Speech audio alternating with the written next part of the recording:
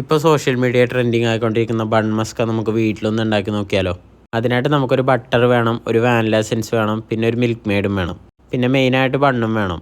ഇതുപോലെ ഒരു ബൗൾ എടുത്തിട്ട് കുറച്ച് ബട്ടർ സ്ലൈസ് ചെയ്ത് അതിൻ്റെ അകത്തേക്ക് ഇടുക. നിങ്ങൾ എത്ര ബണ്ണാണോ ഉണ്ടാക്കുന്നത് അത് കണക്കെടുത്ത് മാത്രം ബട്ടർ ഇടേണ്ട ആവശ്യമുള്ളൂ. ചെറിയ സ്ലൈസായിട്ട് അരിഞ്ഞിടുന്നതാണ് കൂടുതൽ നല്ലത്. അതിനുശേഷം അതിലേക്ക് നമ്മൾ കുറച്ച് മിൽക്ക് മെയ്ഡ് ഒഴിക്കണം. എന്നിട്ട് രണ്ടും കൂടി നന്നായിട്ട് മിക്സ് ചെയ്തെടുക്കണം. നമ്മൾ മിക്സ് ചെയ്ത് തീരെ ലൈറ്റാക്കി എടുക്കേണ്ട, കുറച്ച് ക്രീമി ആയിട്ട് നിൽക്കുന്ന രീതിയിൽ എടുത്താൽ മതി. അത്യാവശ്യം കുറച്ച് ടൈം നന്നായിട്ട് മിക്സ് ചെയ്യണം. നിങ്ങളുടെ ബീറ്ററൊക്കെ ഉണ്ടെങ്കിൽ കുറച്ചുകൂടി എളുപ്പമായിരിക്കും. അതിനുശേഷം കുറച്ച് വാനില എസൻസ് അതിൻ്റെ അകത്തേക്ക് ഒഴിക്കണം. അധികം ഒഴിക്കേണ്ട, ഒരു 2-3 ഡ്രോപ്പ് ഒഴിച്ചാൽ മതി. ആ ഒരു ഫ്ലേവർ കിട്ടാൻ വേണ്ടി മാത്രമാണ് അത് ഒഴിക്കുന്നത്. എന്നിട്ട് അത് നന്നായിട്ട് മിക്സ് ചെയ്തെടുക്കുക.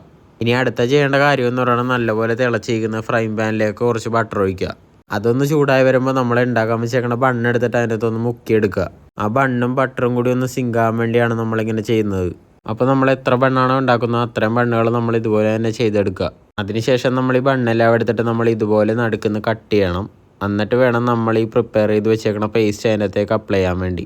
നമ്മൾ മുമ്പ് പ്രിപ്പയർ ചെയ്ത് വെച്ച ആ പേസ്റ്റ് എടുത്തിട്ട് ഇതുപോലെ ആ ബണ്ണിൻ്റെ അകത്തേക്ക് നന്നായിട്ട് തേച്ച് പിടിപ്പിക്കുക. ഇത്രയുള്ള പരിപാടി. നമുക്ക് ഇങ്ങനെയാണ് ലോ ബഡ്ജറ്റായിട്ട് ബൺ മസ്ക് ഉണ്ടാക്കാൻ പറ്റുന്നത്. ഇതിലിപ്പോൾ ഒരുപാട് തെറ്റുകളും കുറവുകളൊക്കെ ഉണ്ടാവും, എന്നാലും നമുക്ക് വീട്ടിൽ സിമ്പിളായിട്ട് ഉണ്ടാക്കാൻ പറ്റിയ ഒരു ഐറ്റമാണിത്.